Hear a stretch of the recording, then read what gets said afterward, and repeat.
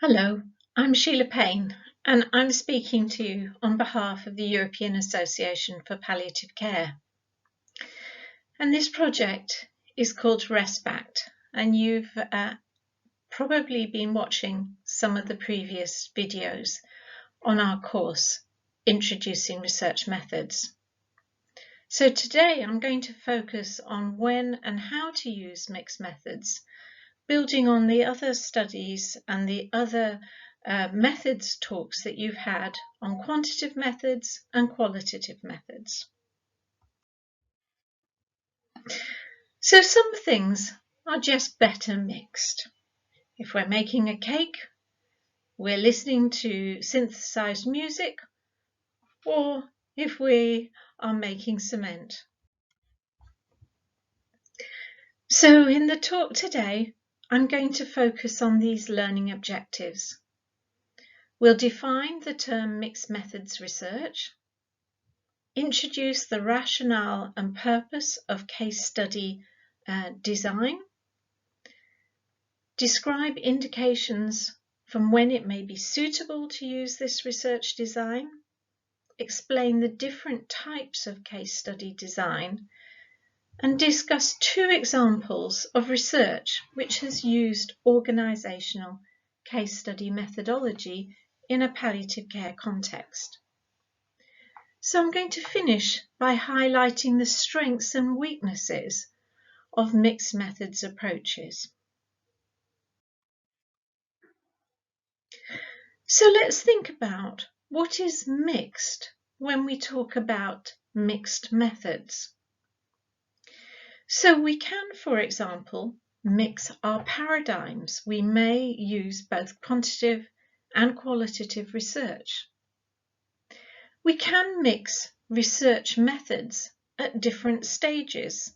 So, for example, our study might start with a small qualitative analysis focusing on what patients think about a particular problem, and then develop from that a survey which goes out to a much larger sample. We can alternatively think about the purpose of mixing methods. So is it that it gives us different perspectives, different viewpoints? And how do we do that when we synthesize and draw together the results that have used both quantitative and qualitative methods of data collection? So that is the next point. Are we mixing our data? And is that what we mean when we say mixed methods?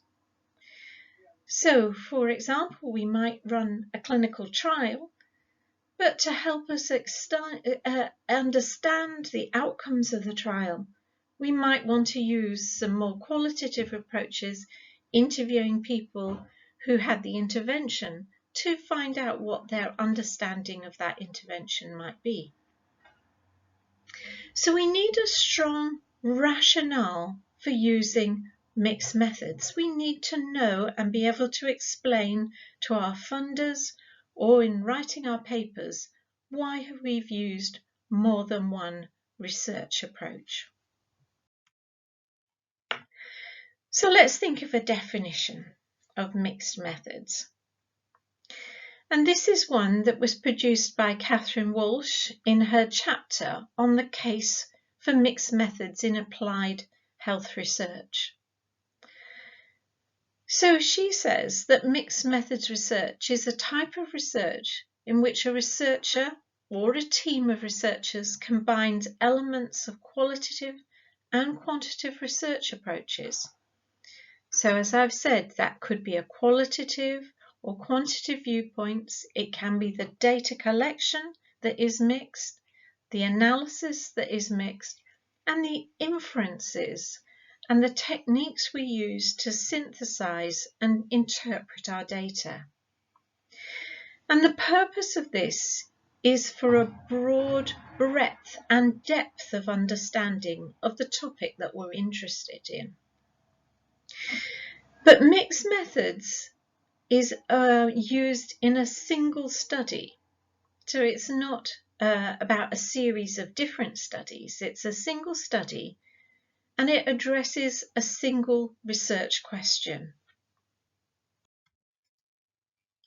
So what are the features of mixed methods? And I'm drawing on Cresswell, her analysis at this point.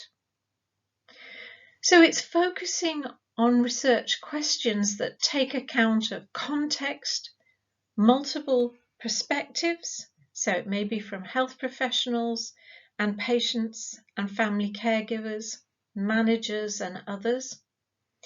And it also helps understand more about the cultural influences. So it's particularly useful when we do research that is international, done in more than one country. We should always use a rigorous method. So, for example, if it's quantitative, that may be frequency counts, or a qualitative method. So we explore meanings that individuals may have and their experiences. We would use more than one method, so it's multiple methods in a mixed method study. And we intentionally integrate these methods. So we draw on the strengths of each method, and you've already started to learn about the strengths of quantitative methods and qualitative methods. And we draw on those in a mixed method study. And we also have to think carefully about how we frame this study in a philosophical and theoretical position, and that's sometimes called a paradigm. So this gives you more information about core mixed methods research designs. So it can be a convergent design or concurrent or parallel design, and that brings together results of quantitative and qualitative data analysis, which allows that comparison and arguably a broader understanding. We can have explanatory sequential designs where we use a series of stages, as I gave the original example. So we might do a small qualitative study and then turn the results of that into a larger quantitative survey. Or it could be the other way around, where we do a survey and then we explore the results and the meaning and interpretation of those results in more in-depth qualitative work. So we can also use exploratory sequential designs where we try to have hypotheses about each part and we collect data sequentially. So let's think about an example of a mixed methods approach. And here I've used case study design, because case study draws on a number of different approaches, but to focus on particular issues. And I want to highlight at this point, it's not clinical cases that I'm talking about particularly. So sometimes in journals you'll read about a clinical case that is particularly different or interesting medically. But in case study methods, it usually focuses on a broader set of features like an organisation or a group of individuals that form a case. So this is a definition taken from Ying. So the approach can either be from Ying or a person called Stake. And I'm drawing particularly from Ying here. And his view was that a case study method is an empirical inquiry that investigates contemporary phenomena within its real-life context. And it's particularly useful to use this method when the boundaries between the phenomena and the context are not clearly evident.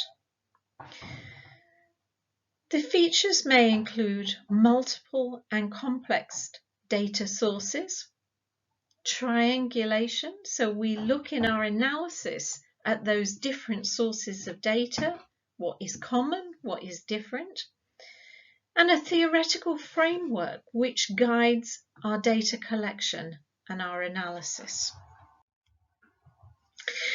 And this is an example of the case study process which has been adapted from Ying. And this is a study that I did some time ago with my colleagues. And for example, we started with a national survey of bereavement services in the UK. And then we, from that, selected particular cases, and then we designed our data collection protocols. We gained national approval for that work through the ethics committee and then through local committees.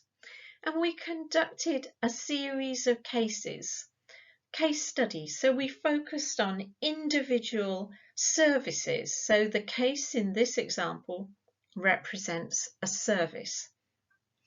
And then we wrote individual case reports. So we didn't combine the data initially, but only after we'd analysed the data within each case did we make cross-case comparisons, identifying the strengths and weaknesses apparent in each of those cases.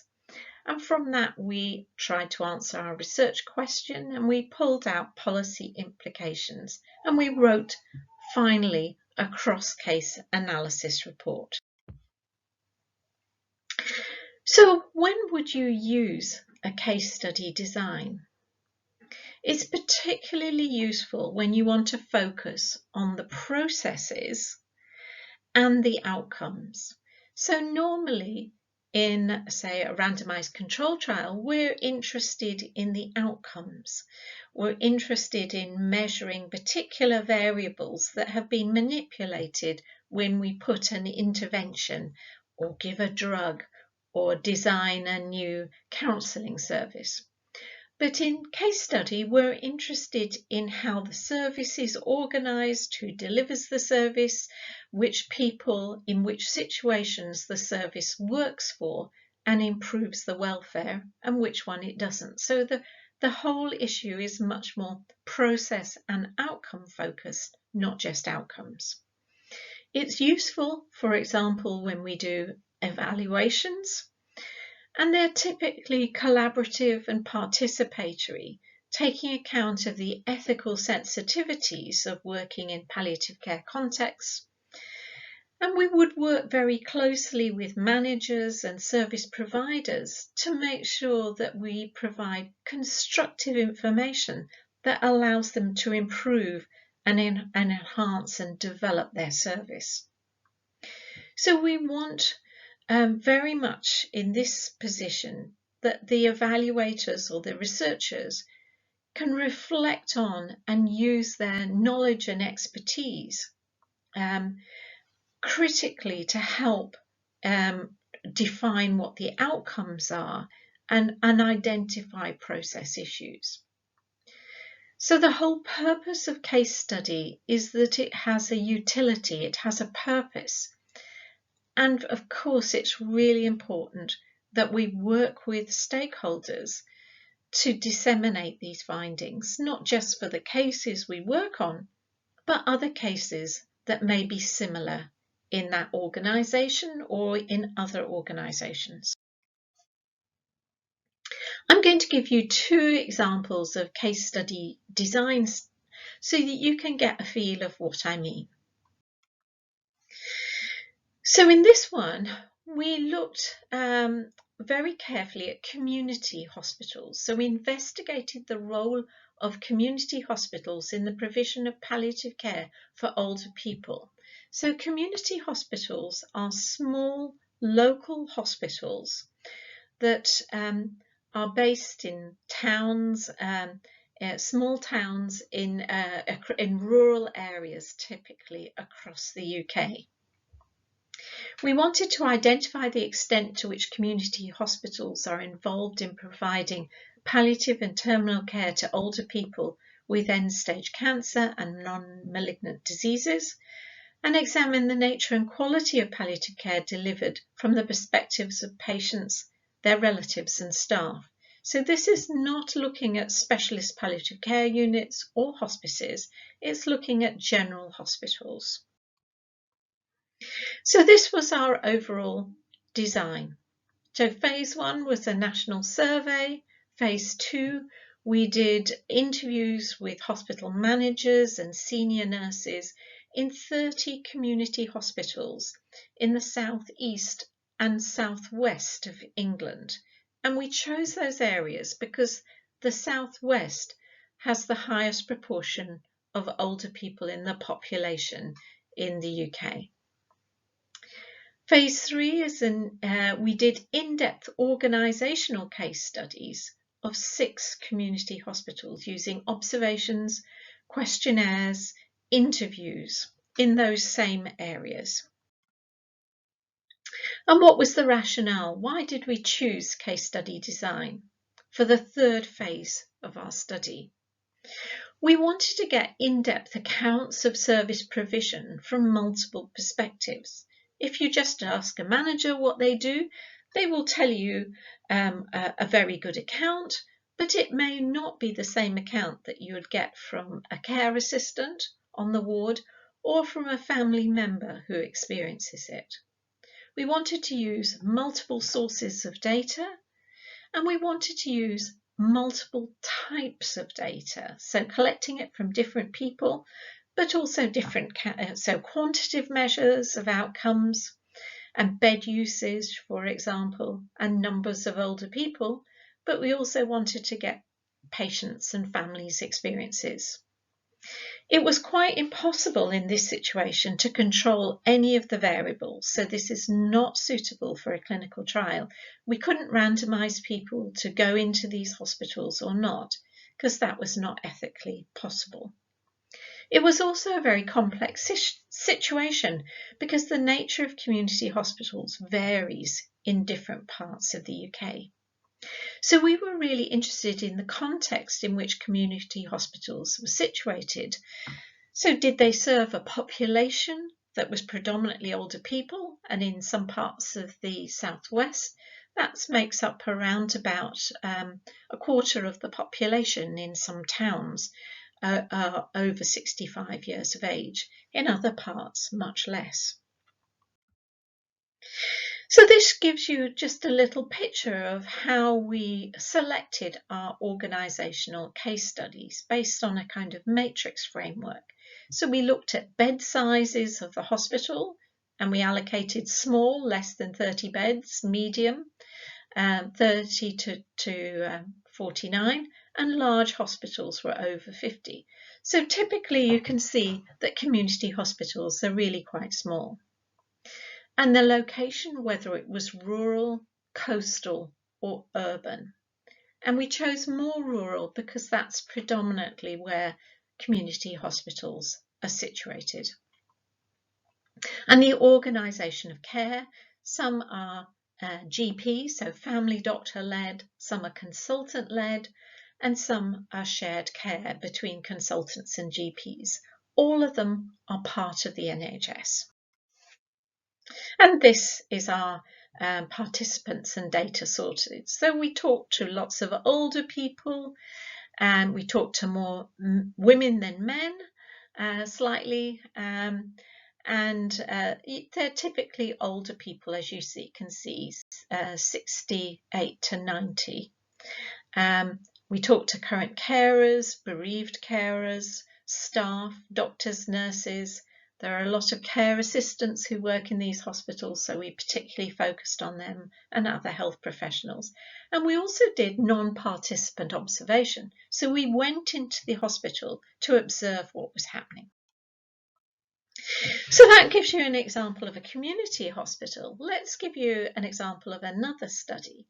So this was an evaluation of adult bereavement services provided by hospices, once again in the United Kingdom. So the purpose of this study was to describe the purpose of the service, the organisation, delivery of bereavement support services provided by hospices. to examine the role of volunteers and professionals in providing the services, and to assess the views and outcomes of bereaved people who have used and, importantly, not used these services. So our research design was two-phase. So first phase, we did a national postal survey of adult bereavement services in hospices and specialist palliative care services. Hospices in the UK are typically regarded as specialist palliative care providers. And in phase 2, we did an organisational case study at 5 selected services. So why did we use case study design in the second phase? We wanted to do an in-depth account of service provision, once again from multiple perspectives. We wanted to use multiple sources of data and multiple types of data. It was quite impossible to control any of the variables. We were not in a position to randomly allocate people to receive or not receive bereavement support because it was unethical to do so. It was a complex situation. Bereavement services vary hugely across the UK, and we recognise that variability, and we wanted to in fact examine that complexity in our analysis. We were interested in the context in which bereavement services were situated and what other sources of support were available to bereaved people. So in some places there were other national organisations offering bereavement support, like CRUISE, or services provided through their church or religious organisation. We wanted to make comparisons between different types of bereavement services, particularly those that were very much delivered by volunteers versus those which were only delivered by professionals. And we wanted to understand the views of bereaved people who declined services. And often in our studies, we don't include people who are offered services but decline them. So this shows a diagram of our research methods. We used qualitative interviews, focus groups, structured questionnaires, observations of meetings and events, and documentary evidence, so information sheets, referral forms, and so on. So we had a complex set of data. And this shows the sites. We included 5 sites, and we looked at those particularly in duration of services, how long had they existed, the size of the service, whether it was large or small, whether or not they had volunteers, whether they were very busy, activity level, and their location, where they were in England. So I'm going to finish up now by just highlighting what the strengths and potential limitations of mixed methods are. So in my view, the strengths are that they're responsive to dynamic and changing situations, and they allow you to look at the processes of how organisations and individuals adapt to change. They take account of multiple perspectives, and that's very enlightening. They indicate how process issues have influenced outcomes. And in my view, they're empowering for participants in organisations because they often use data or produce outcomes that are very useful to the organisation in adapting and changing services. But, as in all research methods, there are limitations or weaknesses. You often have a very complex situation and what can be regarded as quite messy data. So you have large amounts of data from varying people and organisations. It's also really difficult to produce a single outcome. So it's very unlike a trial where you're looking at a primary outcome or a secondary outcome. You will produce a much more complex picture from case study design. There are also epistemological challenges about the nature of truth and the measurement of certain variables. So, are you privileging the quantitative data you collect versus the experiential data that you collect from patients or families' accounts? And how do you weight those sources of data? So that dilemma on privileging data is really important to consider in writing your report. So thank you for your attention. If you want to read more about case study methods or mixed methods, here are some sources for you to look at. And we wish to thank our funders for funding the RESPACC study.